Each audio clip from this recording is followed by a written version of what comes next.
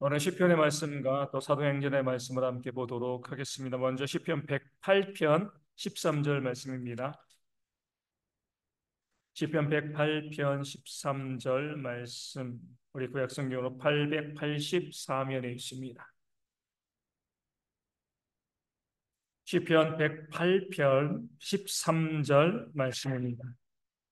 제 말씀을 읽어드리겠습니다. 우리가 하나님을 의지하고 용감히 행하리니 그는 우리의 대적들을 밟으실 자이심이로다. 아멘. 우리 언제 용감해질 수 있나요? 우리가 뭐 힘이 세고 뭐 그래가지고 우리가 용감해질 수 있나요? 그러니까 우리가 우리의 힘을 가지고 용감해질 수가 없습니다. 세상은 너무나 두렵기 때문에 우리가 가지고 있는 힘을 가지고 용감하게 나설 수가 없는 거죠.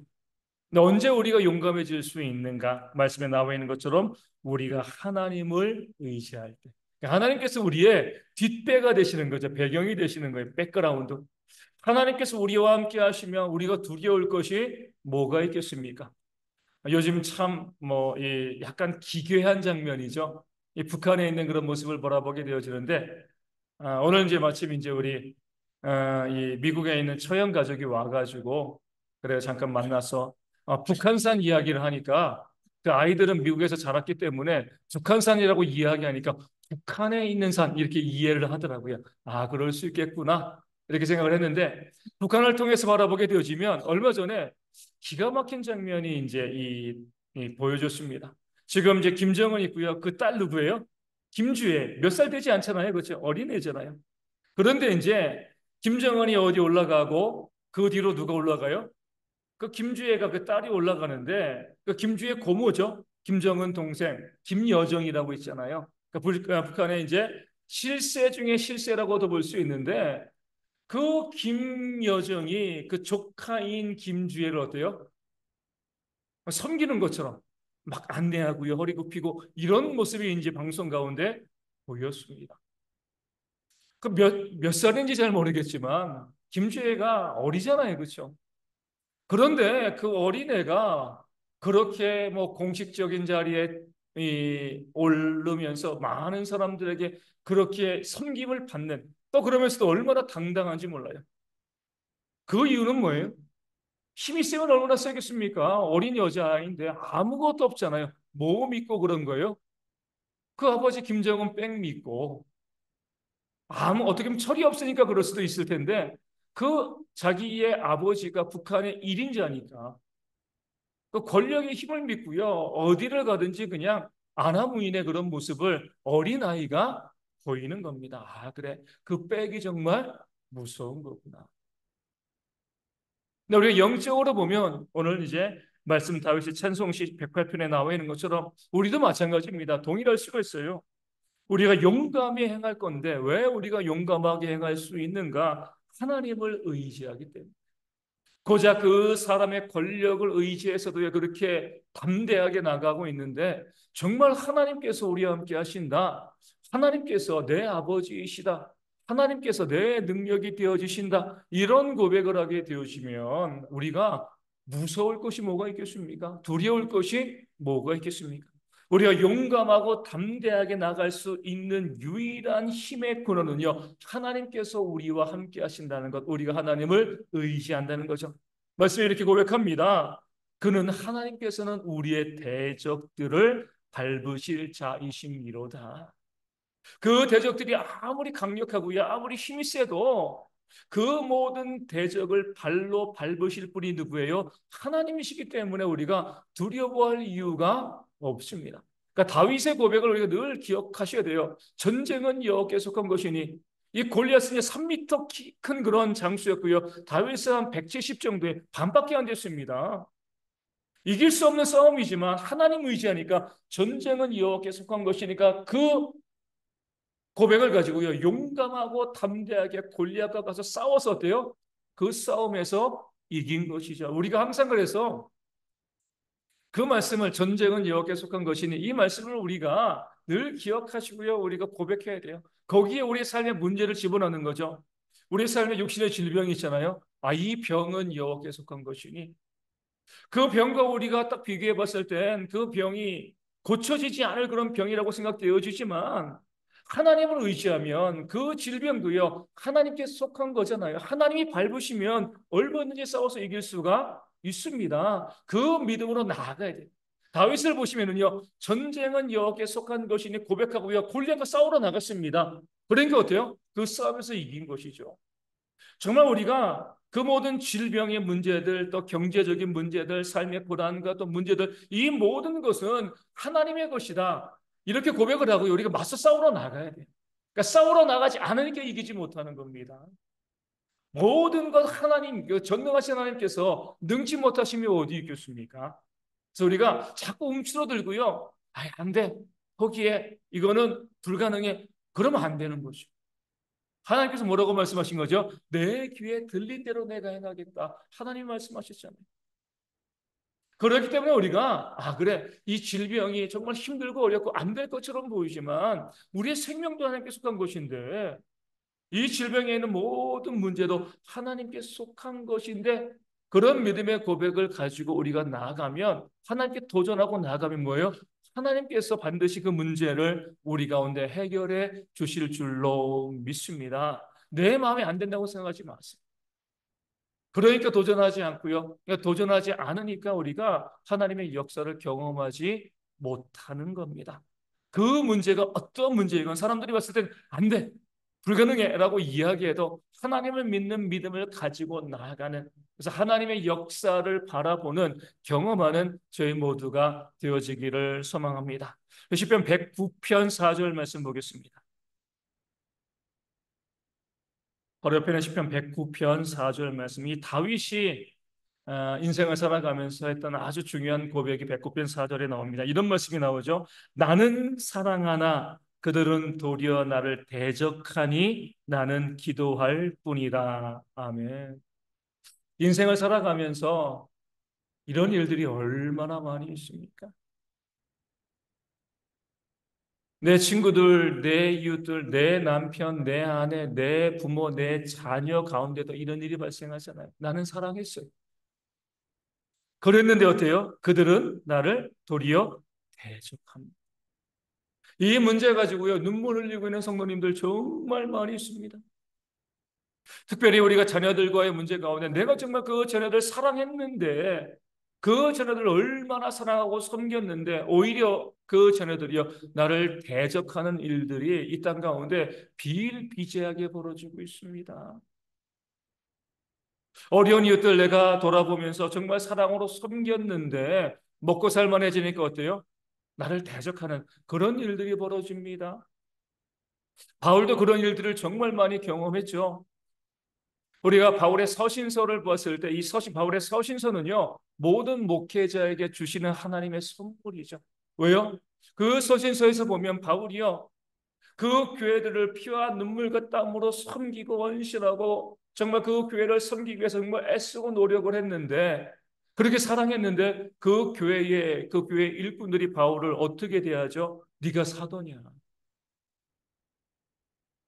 그렇게 힘들게 애쓰며 수고하며 교회를 섬겨왔음에도 불구하고요, 사도 바울을 인정하지 않는 그런 모습들이 있습니다. 사랑하나 도리어 대적한다. 다윗의 고백과 같은 이 다윗은 어떻게 보면 이 고백을 누구에게 했을까요? 압살롬에게 했겠죠, 그렇죠? 얼마나 그 압살롬 사랑했습니까? 그렇게 사랑했는데 그 압살롬이 뭐였어요? 다윗을, 자기 아버지를 죽이려고요, 군사를 동원했잖아요. 나는 사랑하나 그들은 도리어 나를 대적하였다. 정말 가슴 아픈 일이지만 이 세상에서는 이런 일들이 정말 많이 벌어지고 있습니다. 그럴 때 어떻게 하라고요? 내가 누군가를 사랑했습니다. 근데 그 사람이 나를 대적하는 거예요. 그러니까 나도 맞 공격하고 맞대응하고 이렇게 하지 말라. 다윗은 뭐라고 이야기해요? 나는 기도할 뿐이라. 그런 일들이 발생해도 나는 뭐예요? 기도할 뿐입니다. 그 이상의 것을 해서는 안 된다는 거예요. 내가 이렇게 사랑했는데 왜 나를 대적해? 아이 못된 놈 이렇게 하고요, 저주하거나 공격하지 말라는 거예요. 내가 사랑했어도 그 사랑, 그 은혜를 깨달아 알지 못하고 나를 대적하게 되었을 때 나는 그들을 위해서 뭐예요? 기도할 뿐인 거죠. 왜요? 사랑을 받고도 그 은혜를 받고도 깨닫지 못하고 대적하는 것은 악한 일이잖아요. 그렇죠? 그럼 누가 심판하시는 거죠? 하나님이 심판하십니다. 그 은혜를 받았음에도 불구하고요. 그 은혜를 알지 못하고 대적하게 되어지면 하나님께서 그를 왜 심판하지 않으시겠습니까? 이것을 바라보게 되어지면 불쌍하잖아요. 그렇죠? 사람에게 맞는 것은 아무것도 아닙니다. 근데 하나님께 맞으면은요, 치명상을 입을 수밖에 없어요. 심지어 어때요? 그 하나님의 진노 가운데 지옥의 형벌에 떨어질 수밖에 없습니다. 그렇기 때문에 악한 자들을 바라볼 때 우리는요, 지난주에도 말씀드린 것처럼 긍휼의 마음을 가져야 됩니다. 하나님, 저 심령을 불쌍히 여깁니다. 불쌍히 여겨 주옵소서. 이렇게 사랑받았는데, 그렇게 섬김 받았는데, 은혜 받았는데, 오히려 대적하고 그렇게 다투고 싸우는 그런 모습이 있으니, 왜 그 심령이 망하지 아니하겠습니까? 그런 마음 가지고요, 우리가 불쌍히 여기는 마음을 가지고 그를 위해서 기도할 뿐이라 다윗의 말씀이 오늘 우리 가운데 적용되어야 합니다. 그냥 기도할 뿐이에요. 저주하며 기도하는 게 아니라 그를 위하여서 그 잘못 가운데 돌이키고 깨달아 알고 하나님의 은혜 가운데 거하기를 바라는 마음으로 그를 위해서 기도하는 것이 정말 구원받은 그런 성도들의 모습이 되어지는 거죠. 모세도 그러고요. 우리 주님도 또 산상수훈의 말씀에도 어때요? 하나님은 믿는 성도들에게 무엇을 요구하시죠? 온유함을 기대하십니다. 그 부드러움이에요. 아무리 나에게 약하게 구는 사람이 있다 할지라도 그에게 부드럽게 대하고 부드럽게 다가가는 그런 모습이 우리 가운데 있어야 합니다. 왜요? 하나님이 심판하시니까. 로마서에 나와 있잖아요. 원수를 사랑하라. 왜냐하면 심판은 나에게 있으니까. 우리가 원수 그 잘못한 자를 사랑한다고 해가지고요. 그가 심판받지 아니하는 거 아닙니다.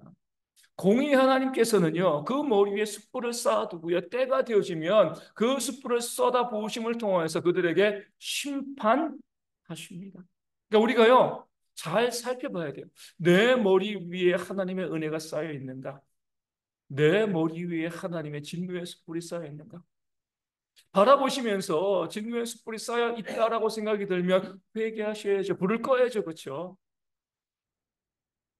은혜가 쌓여있으면 감사함을 고백하는 그런 모습이 우리 가운데 있어야 됩니다. 내가 원수가 없지 않아도요, 공의로우신 하나님께서 악한 자에게 반드시 심판하신다는 그 사실을 알고 우리는 할 수만 있으면, 지난주에 말씀드린 것처럼 모든 사람과 더불어 화목하고요, 그걸 섬기고 또 사랑하는 그런 삶을 살아가는 것, 이것이 바로 구원받은 성도들의 모습임을 다윗은 우리 가운데 보여주고 있습니다. 우리 바로 사도행전 신약성경 사도행전 말씀으로 갑니다. 사도행전 4장 2절 말씀입니다. 신약으로 넘어가서 사도행전 4장 2절에 있는 말씀. 신약성경 192면에 있습니다. 사도행전 4장 2절 말씀입니다. 자, 말씀 읽어드리겠습니다. 예수 안에 죽은 자의 부활이 있다고 백성을 가르치고 전함을 싫어하여. 아멘. 악한 자들의 특징은 뭐예요? 진리를 싫어한다는. 뭐 다른 거 증거한 게 아니잖아요. 그렇죠? 예수님 안에 죽은 자의 부활이 있다고 백성을 가르치고 또 전했습니다. 사도들이. 진리의 말씀을 증거했는데 악한 자들은요, 비진리 가운데 있기 때문에 그 진리의 말씀을 증거하는 것을 싫어합니다. 우리는 항상 그렇게 냉정하게 바라봐야 돼요. 내 귀에 들리는 말씀이 내 귀에 듣기 좋은가 싫은가 이렇게 판단하면은요, 사단의 유혹에 넘어갈 수 있습니다. 그 말씀이 하나님의 말씀인가 아닌가 이것만 바라보는 거죠. 아방이 그랬잖아요. 아람과 전쟁하러 나갈 때 이 남유다의 여호사밧을 초청합니다. 그래가지고 우리가 이 함께 힘을 합해서 동맹하고 저 아람과 싸웁시다. 여호사밧은요, 하나님을 섬기는 왕이니까 아합에게 무엇을 이야기해요? 우리가 전쟁하기 이전에 먼저 하나님께 물어봐야죠. 이게 지혜잖아요. 그렇죠? 많은 분들이 먼저 하나님께 물어봐야 되는데 물어보지 않습니다. 그리고 행하다가 넘어지는 거죠. 근데 여호사밧은 지혜가 있어가지고 하나님께서 이 전쟁에 대해서 무엇이라고 말씀하시는지 선지자들에게 한번 물어봅시다. 그러니까 아합이 누구를 부르죠? 그가 궁전에서 먹여 살리고 있는 그 아방의 녹을 먹고 있는 400명의 선지자, 시드기야를 중심으로 한 그 400명의 선지자를 부릅니다. 그랬을 때 그 400명은 뭐라고 이야기해요? 늘 아방의 귀에 듣기 좋은 소리를 하는 겁니다. 나가면 이길 겁니다. 하나님께 묻지도 않고요, 그냥 어떻게 말해야지 저 왕이 기분이 좋을까? 이것만을 생각하는 거예요. 그런데 여호사밧 왕이 딱 들어보니까 뭔가 미심쩍어요. 아, 이게 맞나? 그 선지자라고 하는데 진짜인가 아닌가? 잘 모르겠어요. 그래서 아합에게 물어봅니다. 이들 말고 우리가 또 물어볼 선지자가 없느냐? 그러니까 아방이 이렇게 이야기하죠. 한 사람이 있습니다. 이물라의 아들 미가야인데 아합이 이렇게 이야기해요. 그는 항상 내가 듣기 싫은 그런 말을 합니다. 내가 미워합니다. 그래. 아방의 기준은 뭐예요? 내 귀에 듣기 좋은 건가 아닌가 이게 아방의 판단의 기준입니다. 그 말씀이 진리인가 아닌가 중요하지 않아요. 내 귀에 듣기 좋으면 좋은 사람이고 내 귀에 듣기 싫으면 나쁜 사람인 거예요. 그렇기 때문에 내가 그 이물라의 아들 미가야를 미워합니다. 이렇게 이해하게요. 그래서 그 전쟁 가운데 나가서 대아방이 죽었잖아요. 우리가 그럴 수 있습니다. 오늘 본문에 나와 있는 사도행전 4장에 있는 그런 이 사도계인들, 우리 제사장들도 마찬가지. 듣기 싫었어요. 그 말씀이 진리인가 아닌가 이건 전혀 관심이 없이 우리 귀에 듣기 싫은 것들을 왜 백성들에게 가르쳐? 그러니까 진리를 대적하고 배척했죠. 그러기에 그들이 예수님을 십자가에 못 박아 죽인 겁니다. 교회를 무너뜨리는 거죠. 오늘 우리도 그럴 수 있습니다. 믿는 사람들은 좀 더 냉정해야 돼요. 우리도 그러잖아요. 내 주변에서 정말 나에게 좋은 소리를 하는데 그 소리가 좋은지 안 좋은지 우리가 생각하지 아니하고 내 귀에 듣기 좋은 거 아닌가 이것만을 판단하게 되어지면 잘못된 길로 갈 수밖에 없습니다. 항상 우리는 이것이 하나님의 말씀인가 아닌가 진리인가 아닌가 내가 누군가를 미워하는데 목사가 우리 마태복음의 말씀을 통해서 원수를 사랑하고 너희를 핍박하는 자를 위하여 기도하라. 이 말씀을 전합니다. 나는 지금 미워하고 있는데. 그럼 어떻게 해야 되는 거예요? 목사의 이야기가 아니라 하나님의 말씀이잖아요. 그러면 하나님께서 그렇게 말씀하셨으니까 내가 원수를 사랑해. 이렇게 돌이켜야 되는데 내가 미워하는 사람이 있으니까요. 내가 미워하는 삶을 살고 그런 삶을 살아가니까 하나님께서 원수를 사랑하라 이렇게 말씀하셔도요. 그 말씀을 갖다가요. 튕겨내 버리는 거예요. 에이, 무슨 이런 말씀. 그러니까 하나님의 진노의 심판을 받게 되어지는 겁니다. 사람의 생각, 목사인 저의 개인적인 견해라고 이해하기만 안 들어도 괜찮아요. 저도 사람이니까. 하지만 그것이 하나님의 말씀이라고 하면 그 말씀은요, 듣고 순종해야죠. 그럴 때 하나님께서 우리 가운데 주시는 복을 받아 누릴 수 있게 되어지는 겁니다. 사도행전 6장 11절 말씀 보겠습니다. 6장 11절입니다. 6장 11절에 사람들을 매수하여 말하게 하되 이 사람이 모세와 하나님을 모독하는 말을 하는 것을 우리가 들었노라 하게 하고 아멘. 그 스데반을 죽이기 위해서 사람들을 매수했습니다. 그렇죠? 이 매수한 것도 누가 했어요? 아합의 아내 이세벨이 했죠. 나봇의 포도원을 빼앗기 위해서 거짓 증인을 내세우고 매수하여서 나봇이 하나님을 저주하였다라고 이야기하고요. 나봇을 죽이고요. 그 포도원을 빼앗았습니다. 악한 자의 특징인 거죠. 무엇이면 거짓말을 하는 거예요. 그렇죠? 매수하는 거죠. 근데 우리 가운데 보면 아, 고의적이지 않는 거짓말을 하는 분들이 참 많이 있습니다.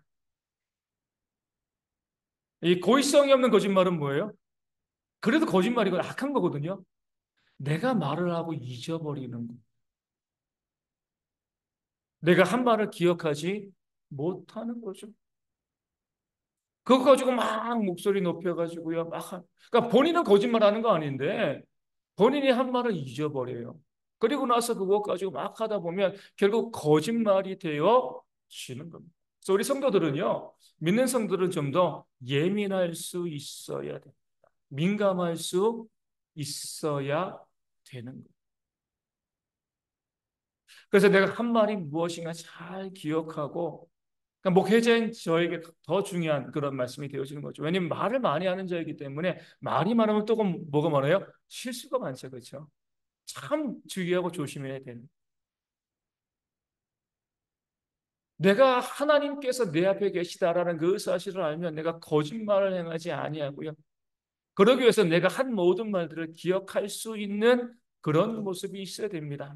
얼마 전에 이런 이제 이것을 봤는데 이 바둑을 두는 분들 있잖아요. 그러니까 정말 머리가 좋은 건 맞는 것 같아요.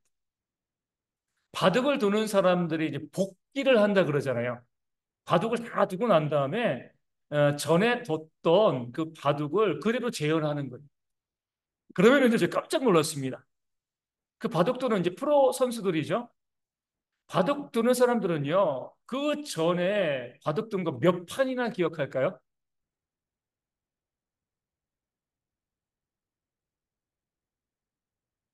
신진서 이제 지금 바둑 제일 잘 두잖아요. 신진서가 사람들이 보통 야, 그 전에 거도 기억이 우리 뭐 바둑 두면 저는 바둑 못 두지만 뭐 장기를 둬봐도요. 전판 기억 못 하거든요. 전에 뒀던 그런 판. 근데 신진서는 이제 이 기사는 이렇게 이해하게 돼요. 보통 바둑 기사들은요. 전에 뒀던 거 100판 정도 기억을 합니다. 깜짝 놀랐습니다. 아니 어떻게 100판을 기억하나. 그래가지고요. 재미있는 바둑이 있더라고요. 어떤 바둑이냐면요. 흑도를 쓰지 않고요. 백도를 써서. 그러니까 두 바둑 기사가 바둑을 두는데 돌을 하얀 것만 두는 거예요. 내가 어디에 뒀는지를 기억하니까 그 바둑을 두는 겁니다. 그러니까 다 같은 하얀 건데도 서로 자기가 둔 바둑알을 다 기억하고 있어요. 그러니까 바둑을 둬요. 또 이제 더 심한 것은 방송에도 나왔습니다. 바둑알 없이 바둑을 둬요. 좌표를 부르는 거죠. 뭐해뭐 뭐해뭐 아무것도 안 보이지만 머릿속에 다 그것이 저장되어지고 기억되어지고 있는 겁니다. 정말 대단하다. 근데 믿는 사람들이 그만큼은 안 돼도요. 그런 기억력을 갖기 위해서 했어요. 내가 한 말이 어떠한 말이 내가 무슨 말을 했는가? 그래야지 하나님 앞에서 우리가 거짓되어지지 않습니다. 내가 불가피하게 거짓말하는 거잖아요.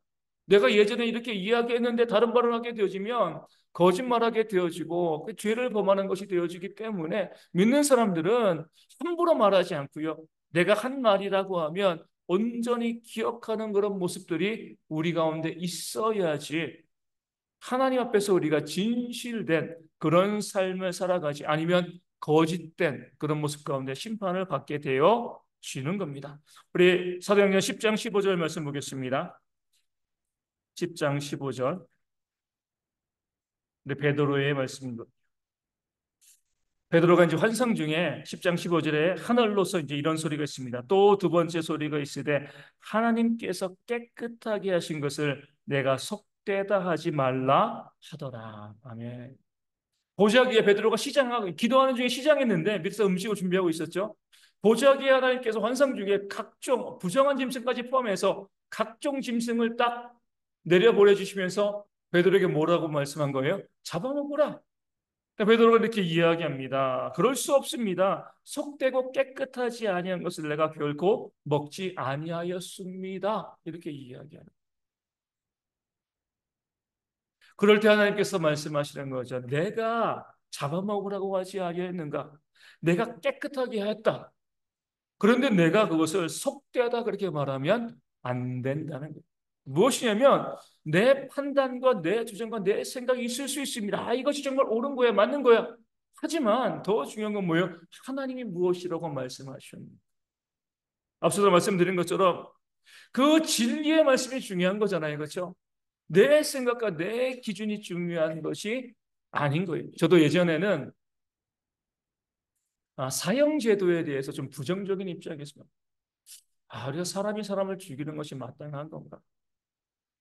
아무리 죄를 지었어도 그냥 부정적인 생각을 좀 가지고 있었는데 신학교에 가서 공부하는데 어느 날 교수님이 말씀하시는 거죠. 여러분들은 사형제도를 어떻게 생각을 하십니까? 그러니까 여러 의견이 나와 있는데 그 교수님이 이렇게 말씀하시는 거예요. 성경은요.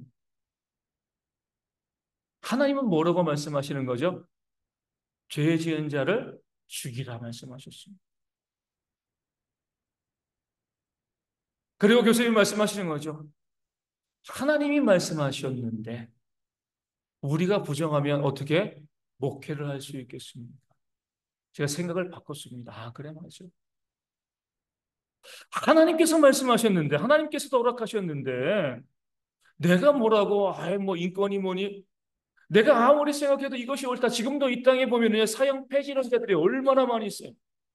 정말 끔찍한 죄를 짓고도 우리나라에서 사형 집행되어지지 않습니다. 또 많은 목회자들이 거기에 어때요? 동조하고 있어요. 그런데 우리가 봤을 때 내 생각이나 사람들의 주장과 사상들이 아무리 많다라고 아무리 뭐 그것이 매력적이다 할지라도 하나님이 분명히 말씀하시면 어때요? 하나님이 깨끗하다 하신 것을 내가 속되다 하지 말라 말씀하셨습니다. 내 생각과 내 주장이 중요한 게 아니에요. 하나님께서 무엇이라고 말씀하셨는가? 이것이 중요한 겁니다. 아직도 이제 우리 한국교회 마지막 남아있는 숙제 중에 하나가 여성 목사에 대한 안수의 문제. 여성 목사 안수 줄 수 있는가? 저희 교단도 아직까지 반대하고 있죠. 사람들은 이제 이 찬성하고 있는 사람들, 전 그 논리가 마음에 들지 않아요. 성경을 해석을 하고 하나님께서 이렇게 말씀하셨으니까 찬성. 그렇게 하면 좋은데 꼭 무엇이라고 해요? 지금 시대가 어떤 시대인데. 그건 잘못된 접근입니다. 그렇죠? 하나님께서 이렇게 말씀하셨다. 제가 이제 여성 목사 안수를 반대하는 것은요. 창세기 3장의 아담과의 범죄 때문이죠. 남자는 여자를 다스릴 것이다. 주관할 것이다. 남자가 뛰어나서 그런 게 아니에요. 남자가 더 우세해서 그런 것이 아니라 여자가 먼저 범죄했기 때문에 그래요. 그렇기 때문에 교회 가운데서 이 구조적으로 이 남자 목사를 두고 그 아래 여자 성도를 두고 또 직무자를 두는 이유는요. 남자가 뛰어나서 그런 것이 아니라 하나님께서 우리가 그런 죄악된 모습을 보여왔기 때문에 그러하다. 그러니까 저는 말씀을 그렇게 보기 때문에 그렇게 보는 한 저는 찬성할 수가 없는 거예요. 물론 여자 목사가 목회하는 교회에서 구원이 없다라고 이야기하지는 않습니다. 하지만 제가 바라보는 말씀은 그 말씀이기 때문에 그러거든요. 그러면 그 말씀에 대해서 상대편이 여자 목사를 인정하는 데서 성경을 가지고 해석해 나가면서 이렇다 이렇다라고 하면 좋은데 똑같이 매일매일 이야기하는 다른 교단은 다 했는데 시대가 어떤 시대인데 이렇게 이야기하게 되어지면 거기에는 제가 아무리 그들이 강력하게 이야기해도요 찬성할 수가 없어요. 성경의 말씀을 가지고 근거를 대고 제시하고 이렇게 이야기해서 그것이 납득되어지면 저도 제 생각을 바꿔야죠. 그렇죠? 내 생각이 중요한 것이 아니라 하나님의 말씀이 우선이니까. 지금 베드로도 그러잖아요. 이거 속된 것입니다. 못 먹겠습니다. 하나님께서 내가 깨끗하게 하였다. 속되다 말하지 마라. 이게 우리의 신앙인 거죠. 철저히 내 생각을 죽이고 하나님의 말씀에 복종하는 것. 이것이 우리의 신앙인데 많은 그리스도인들이요. 마치 길가의 밭처럼 말씀을 튕겨내요. 하나님께서 말씀을 주시는데도 내 마음에 맞지 아니하면 튕겨내 버립니다. 내 생각과 내 주장, 내 고집이 더 앞서게 되어지는 겁니다. 교만하지 말라 얼마나 많이 말씀하고 있는데 왜 교만을 버리지 않습니까?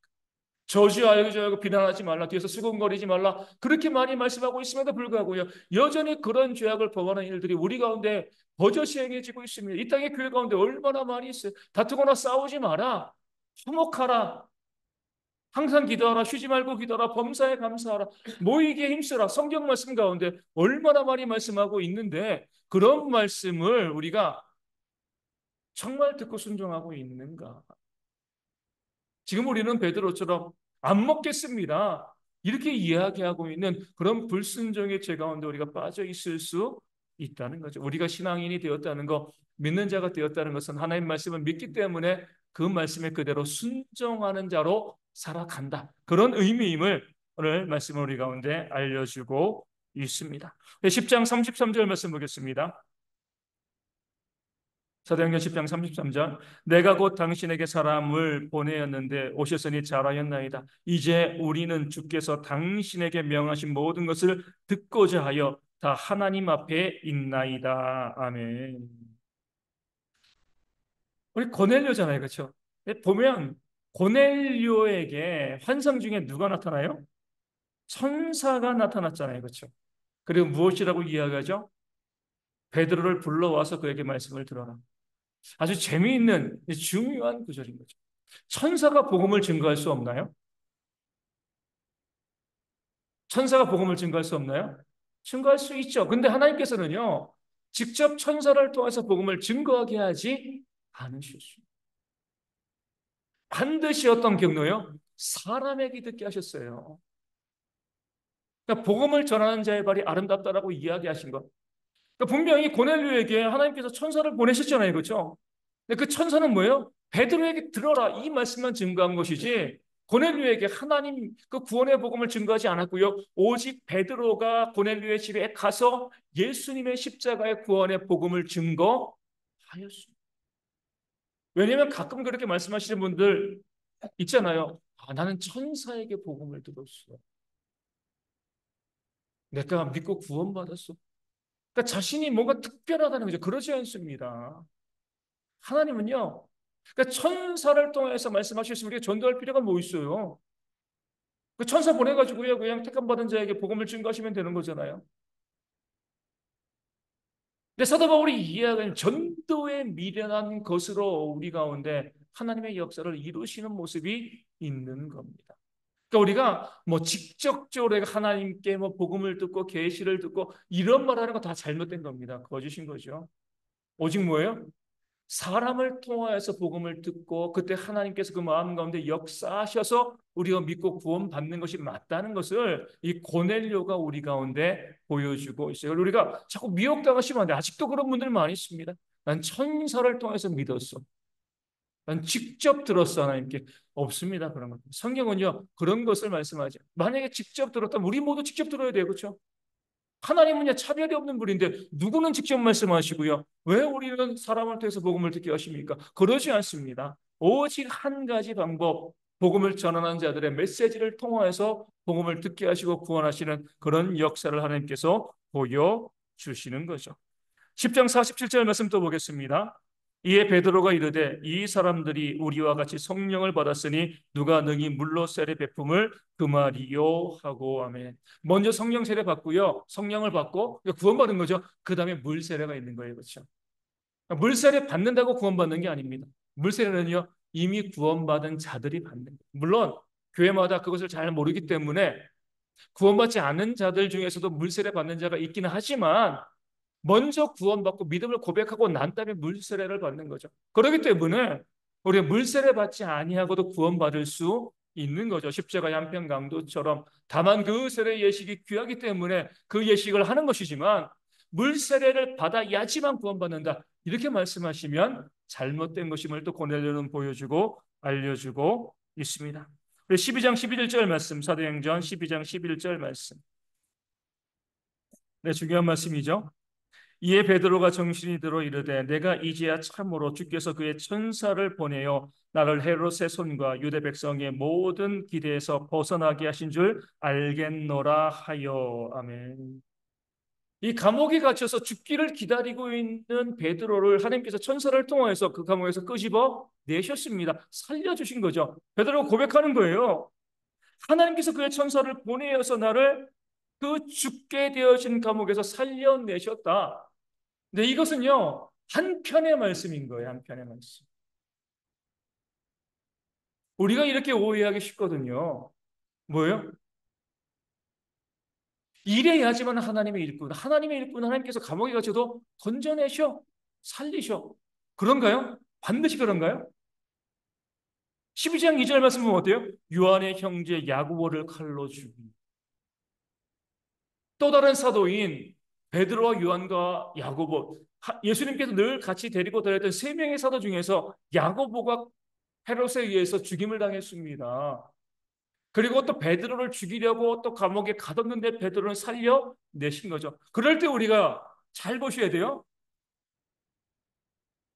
베드로는 신앙이 좋아서 살고 야고보는 신앙이 좋지 않아서 죽었나요?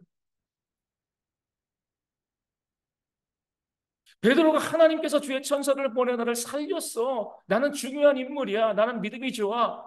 그렇게 이야기하면 뭐예요? 야고보는 뭐죠?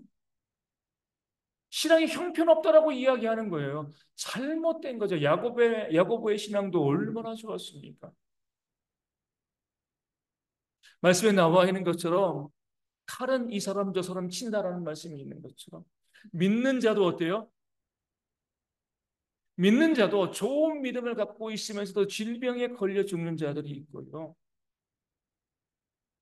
좋은 믿음을 가지면서 건강하게 오래 사는 사람들도 있습니다. 예수님도 고작 33세를 살았고요. 모든 사도들 다 어떻게 순교당했습니다. 우리가 갖고 있는 잘못된 것, 잘못된 믿음은 뭐냐면 하나님을 잘 믿으면 반드시 잘 된다는 거예요. 잘 될 수도 있고 그렇지 않을 수도 있습니다. 목회자가 열심히 교회를 목회해도 교회가 부흥할 수도 있고 그렇지 않을 수도 있는 거예요. 인간적인 방법으로 해도요. 교회 그 공동체가 부흥하죠. 어디요? 이단들이 그러잖아요. 그렇죠? 얼마나 지금 보면은요. 자주 말씀드리지만 저희 집 앞에 있는 그 하나님의 교회 보면 토요일 차가 꽉꽉 미어쳐요. 하루 종일 아침부터 저녁까지 그냥 그들은 거기서 뭐 하는지 모르겠지만 부흥하면 그 목회자가 능력 있고 좋은 교회다라고 이야기하면 이단이 제일 좋은 교회죠. 그렇죠? 베드로는 살았지만 야고보는 죽었어요. 하나님께서 이 땅 가운데 그런 일들 우리로 하여금 그런 잘 되는 것 가지고 신앙생활을 하지 않도록 온전한 믿음을 원하시기 때문에 신실하게 열심히 선교해도 중간에 안 되어지고요. 그리고 또 질병으로 죽는 그런 분들 이 땅 가운데 말씀드렸잖아요. 100여 년 전에 선교사들이 올 때 한국에 내가 선교사로 가겠습니다라고 이야기하면 다른 선교사들이 꼭 이렇게 이제 충고를 했습니다. 한국에 가게 되어지면 1년 안에 가족 중에 한 명은 죽습니다. 왜냐하면 너무나 의료시설이 형편이 없었기 때문에 1년 안에 정말 우리 양화진 있잖아요. 우리가 한번 나중에 시간 내서 가보시면 좋겠지만 양화진에 선교사님 묘지들 있잖아요. 아기들 묘지들이 있어요. 일찍 죽은 선교사님들이 너무나 많이 있습니다. 그러면 그분들은 믿음이 없는 건가요? 우리는 자꾸 그런 것 가운데 빠질 때가 있어요. 내가 잘 되면 믿음이 좋은 거고 내가 질병이 있고 문제가 있으면 믿음이 잘못된 거고 이렇게 생각하면 잘못된 거예요. 잘 될 수도 있고 그러지 않을 수도 있습니다.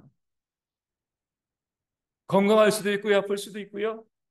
돈을 많이 벌 수도 있고 그러지 않을 수도 있어요. 그러니까 돈을 많이 번다고 무조건 잘못된 것 이게 아니죠.